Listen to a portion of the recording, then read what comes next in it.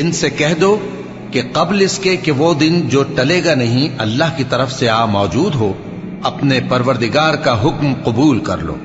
اس دن تمہارے لیے نہ کوئی جائے پناہ ہوگی اور نہ تم سے گناہوں کا انکار ہی بن پڑے گا۔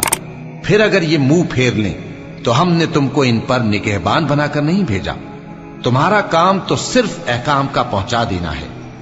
اور جب ہم انسان کو اپنی رحمت کا مزہ چکھاتے ہیں تو وہ اس سے خوش ہو جاتا ہے، اور اگر ان کو انہی کے اعمال کے سبب کوئی سختی پہنچتی ہے تو سب احسانوں کو بھول جاتا ہے۔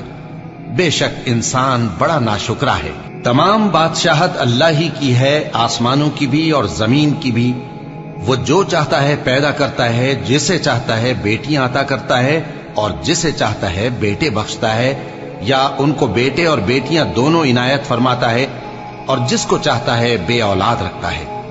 وہ تو جاننے والا ہے، قدرت والا ہے، اور کسی آدمی کے لیے ممکن نہیں کہ اللہ اس سے بات کرے مگر وحی کے ذریعے یا پردے کے پیچھے سے، یا کوئی فرشتہ بھیج دے تو وہ اللہ کے حکم سے جو اللہ چاہے القا کرے۔